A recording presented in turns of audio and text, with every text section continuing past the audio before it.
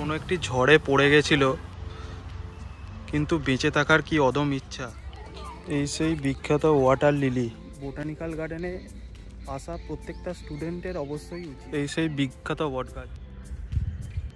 এই গাছটিকে দেখে রামকৃষ্ণদেবের বিবেকানন্দকে বলা একটি কথা মনে পড়ে যাচ্ছে। Welcome to Indian botanical garden. চারিদিকে ঢুকেই অসাধারণ দৃশ্য, পাখির ডাক, তাপমাত্রা যেন মনে হচ্ছে অনেকটাই কমে গেল বাইরের থেকে। যারা আসবেন হাওড়া দিয়ে যদি আসেন, হাওড়া থেকে বি গার্ডেনে মিনি বাস পাওয়া যাচ্ছে, মিনিট 20-25 লাগবে, বেশিক্ষণ নয়। এছাড়া আপনারা সাঁতরাগাছি বা মৌরিগ্রাম দিয়েও আসতে পারেন, সেখান দিয়ে টোটো বা অটো চলে। টাইমটা আমি ঠিক জানি না, তবে 15-20 মিনিটই লাগে, সেই হিসাবে আপনারা আসতে পারেন। টিকিটের ভাড়া বোটানিক্যাল গার্ডেনে ঢুকতে গেলে পার হেড 30 টাকা করে লাগে। রাস্তার ধারেই দেখুন বিভিন্ন ধরনের বিভিন্ন প্রজাতির গাছ রয়েছে, সঙ্গে বোর্ডে তাদের বিজ্ঞানসম্মত নাম দেওয়া রয়েছে। এক কথায় অসম্ভব সুন্দর সাজানো গোছানো এই বোটানিক্যাল গার্ডেন, দারুণ লাগছে। এখানে যারা আসবেন তাদের বলে রাখি, সোমবার ভিজিটারদের জন্য এই উদ্যান বন্ধ থাকে, আপনারা সোমবারে আসবেন না। যারা এখন পড়াশোনা করছো, বিভিন্ন স্যার বা স্কুল থেকে যেসব শিক্ষামূলক ভ্রমণের আয়োজন করা হয়, সেগুলোর মাধ্যমে এই বোটানিক্যাল গার্ডেনে আসা প্রত্যেকটা স্টুডেন্টের অবশ্যই উচিত। তারা এই পরিবেশের মধ্যে যে বিভিন্ন গাছ সম্পর্কে শিক্ষা পেতে পারে, অন্য কোনো জায়গায় এটা পাবে না। তাই প্রত্যেকটা স্টুডেন্টদের অবশ্যই শিক্ষামূলক ভ্রমণের স্থান হিসাবে এই জায়গাটা বেছে নেওয়া উচিত। এছাড়া বিভিন্ন পরিবার যারা আসবেন, পরিবার বন্ধুবান্ধবদের সাথেও এই জায়গাটা অবশ্যই আসতে পারেন, খুবই ভালো লাগবে। এখানে প্লাস্টিক জাতীয় কোনো দ্রব্য অ্যালাউ নেই। আপনারা যারা আসবেন তারা প্লাস্টিকের কোনো জিনিস নিয়ে আসবেন না, এমনকি বোতলটিও আপনারা নিয়ে আসবেন প্লাস্টিক ছাড়া। প্রচুর গাছ রয়েছে যেগুলো বিভিন্ন ঝড়ে, আমফান বা অন্যান্য বড় ঝড়ে পড়ে গিয়েছে, সেগুলো এখনও পড়েই রয়েছে। এই গাছটিকে দেখুন, কোনো একটি ঝড়ে পড়ে গেছিল, কিন্তু বেঁচে থাকার কি অদম ইচ্ছা। কিছু কিছু মূল এখনও মাটিতে রয়ে গেছে, গাছটি এখনও ভালোভাবে বেঁচে রয়েছে। দেখুন এই গাছটিও পড়ে গেছে ঝড়ে, আবার তা থেকে বিভিন্ন শাখা বেরিয়েছে। গার্ডেনে যখনই আসবেন সামনে একটি ম্যাপ দেওয়া রয়েছে, তার ফটো বা ভিডিও করে নেবেন, তাতে এই গার্ডেনে আপনার ঘুরতে অনেক সুবিধা হবে। যারা বোটানিক্যাল গার্ডেনে আসবেন তাদের জন্য বলে রাখি, বর্তমানে সকাল 8টা থেকে বিকাল 5টা পর্যন্ত গেট খোলা থাকছে। আর 4টের পর থেকে আর টিকিট দেওয়া হয় না, 4টের মধ্যে টিকিট কাটতে হবে। তবে যত তাড়াতাড়ি সম্ভব আপনারা আসার চেষ্টা করবেন, কেননা 4টেয় টিকিট কাটলে আপনারা ঘুরে দেখতে পারবেন না সবটা।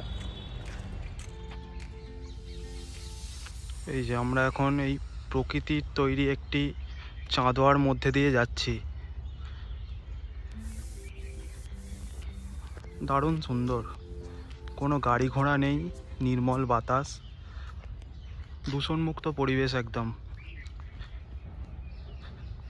কাঠবেড়ালি খেলা করছে, প্রজাপতিরা ফুলের মধু সংগ্রহ করছে, মৃদুমন্দ বাতাস বইছে, তার যে আওয়াজ হচ্ছে শুনুন, দারুণ দারুণ। দেখুন এই গাছটিকে দেখুন, মনে হচ্ছে যেন তাল গাছ।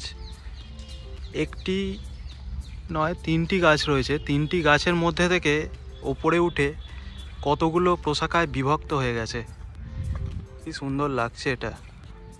পাশেই রয়েছে পুকুর, প্রচুর পুকুর রয়েছে এখানে, ছোট ছোট, তার মধ্যে মাছে খেলা করছে তাদের আপন মনে, কি সুন্দর। এই যে ইনি একটি বক আপন মনে রোদ পোয়াচ্ছেন পুকুরের ধারে সকালবেলায়।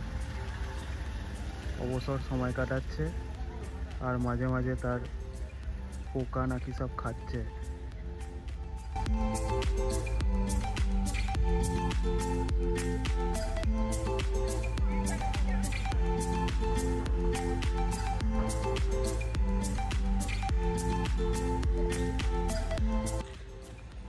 এই যে বটগাছ যেতে হলে আপনাকে এইখানে এসে একদম সোজা যেতে হবে, সোজা রাস্তা চলে যাচ্ছে, সেই রাস্তা ধরে আপনাকে যেতে হবে সেই গ্রেট ব্যানিয়ান ট্রির কাছে পৌঁছাতে গেলে।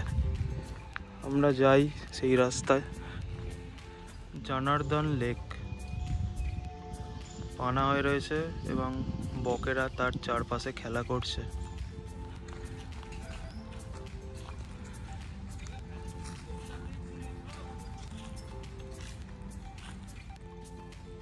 (1787) সালে ব্রিটিশ এক আর্মি অফিসার মূলত বিদেশি গাছেদের নিয়ে গবেষণা করার জন্য এই উদ্যানটি প্রতিষ্ঠা করেছিল।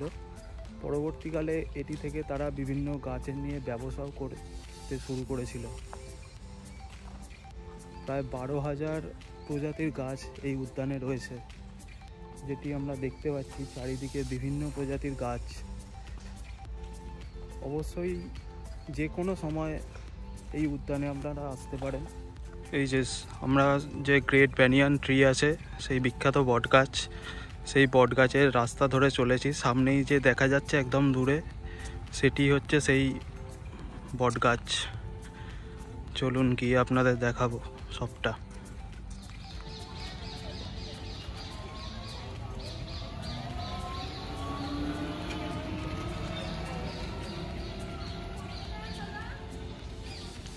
এই যে আপনারা এই গাড়ি চেপে ঘুরতে পারেন। যারা আসবেন তাদের জন্য বলে রাখি, এই উদ্যানে প্রচুর হাঁটতে হবে, যে জায়গাগুলো রয়েছে একটু দূরে দূরে। তো এই মানে গাছের মধ্যে দিয়ে হাঁটতে, পরিষ্কার রাস্তার মধ্যে দিয়ে হাঁটতে খুব সুন্দর লাগবে। তবে যারা বয়স্ক আছেন, হাঁটতে পারবেন না, তাদের জন্য ব্যাটারি চালিত গাড়ি রয়েছে, তারা সেই গাড়িতে ঘুরতে পারেন। আমরা প্রচুর হেঁটে এসেছি। এই যে এখানে বসে রয়েছে, একটু এরকম প্রচুর জায়গা রয়েছে রেস্ট নেওয়ার, আপনারা রেস্ট নিতে পারেন। বোটিং চলছে, আপনারা এখানে এসে বোটিং করতে পারেন। খুব সুন্দর একটি লেক রয়েছে, মাঝখানে আইল্যান্ড মতো রয়েছে, তার চারধারে আপনারা এই বোটের সাহায্যে ঘুরতে পারেন।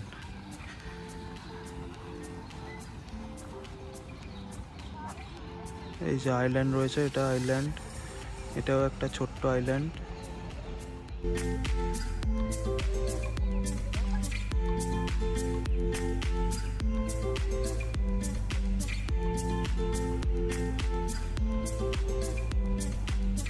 আমাদের সামনেই এসে গেছি সেই বিখ্যাত বটগাছ, গ্রেট ব্যানিয়ান ট্রি। পাশেই দেখতে পাচ্ছেন লেকে বোটিং চলছে, সামনেই বটগাছ। দুধারটা খুব সুন্দরভাবে গাঁদা ফুলের গাছের শাড়ি দিয়ে সাজানো রয়েছে, খুব সুন্দর লাগছে। এই যে কিংস লেকে বোটিং চলছে। এই সেই বিখ্যাত বটগাছ, যেটি 250 বছর আগে রোপণ করা হয়েছিল, মানে 250 বছর আগে, এটা আনুমানিক। দুটি বড় ঝড়ের দ্বারা এর মূল কাণ্ডটি ক্ষতিগ্রস্ত হয়েছিল এবং ফাঙ্গাস দ্বারাও আক্রান্ত হয়েছিল। তাই সেটি থেকে বাঁচানোর জন্য 1925 সালে এর মূল কাণ্ডটি কেটে ফেলা হয়েছে। বাকি গাছটি মোটামুটি দারুণভাবে জীবিত রয়েছে, কোনো অসুবিধা হয়নি। এটি গ্রিনিস ওয়ার্ল্ড বুকে এটি বিশ্বের সবথেকে বড় গাছ হিসাবে স্থান পেয়েছে।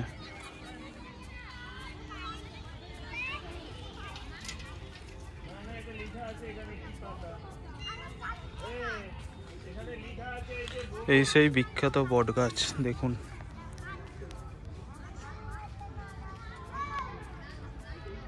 কত বটগাছে যে ঝুড়ি বলে, সেই ঝুড়ি নিয়েই মাটিতে নেমে ঝুড়িগুলো আবার মানে গাছ গঠন করেছে। এই সেই বিখ্যাত ওয়াটার লিলি, যেটি আমাজন নদীর অববাহিকায় পাওয়া যায়। এর সাইজগুলো দেখুন খালি। এই যে এখানে একটা ফুল দুটো হয়ে রয়েছে, ফুলগুলোর সাইজ মোটামুটি বড়ই আছে, কিন্তু পাতাগুলোর যা সাইজ, ওখানে লেখা রয়েছে যে প্রায় 40 কেজি পর্যন্ত ওয়েট এই পাতাগুলো নিতে পারে। বড় বড় থালার মতো, কি সুন্দর। এই দেখুন, এইটা অনেকটা প্রদীপের মতো সাইজ। প্রত্যেকটা পাতাই প্রদীপের মতো হয় ছোট থাকলে, তারপর বড় হলে এই গোলাকৃতি হয়ে যায়। এই দেখুন, এইটা ছোট প্রদীপের মতো। দারুণ দারুণ।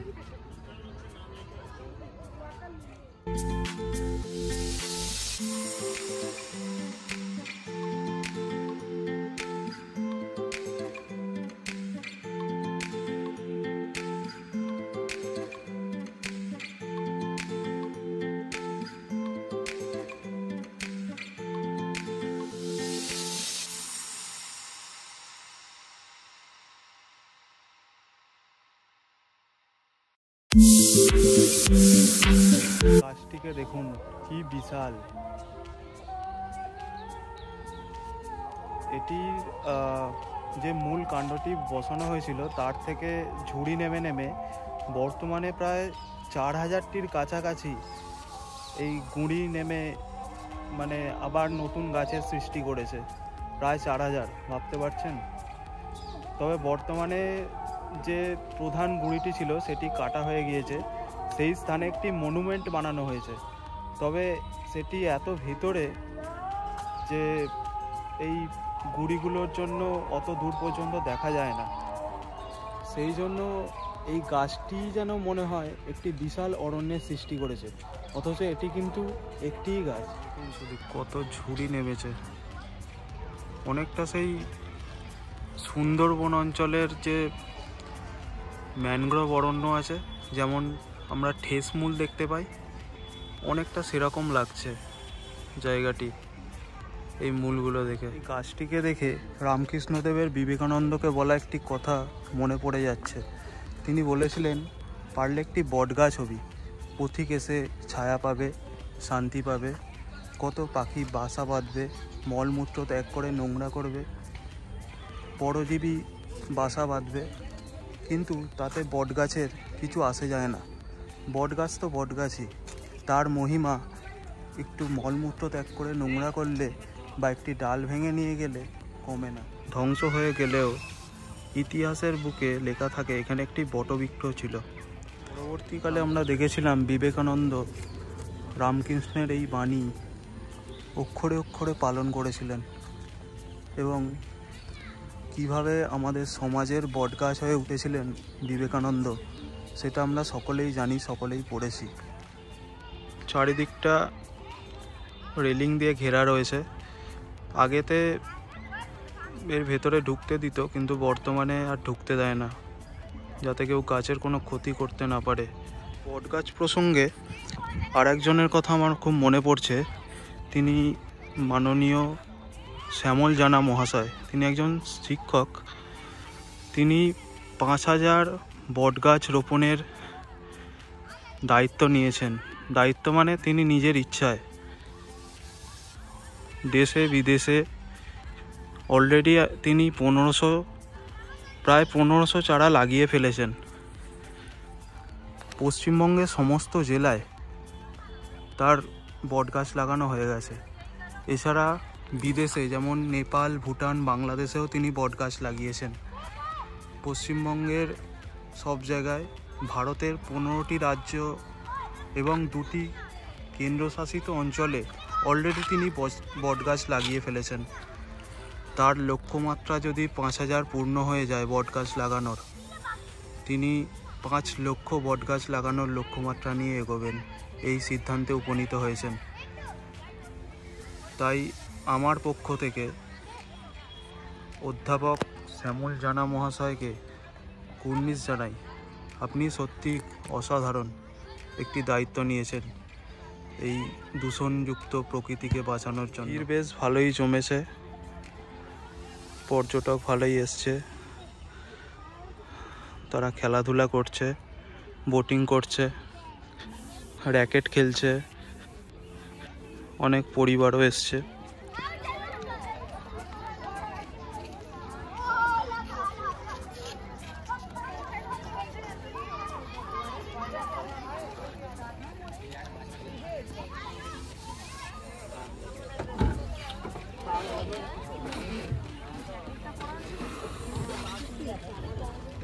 আমরা বোটিং শুরু করে দিয়েছি, দারুণ লাগছে। বোটিংয়ের টিকিট বলে দিই, আপনারা পার হেড 50 টাকা করে টিকিট। এইতে আপনারা আধ ঘন্টা ঘুরতে পারবেন নিজের মতো করে, দারুণ লাগছে। এই ছোট্ট লেকে আধ ঘন্টা বোটিং করতে খুব সুন্দর লাগবে এই প্রকৃতির মধ্যে।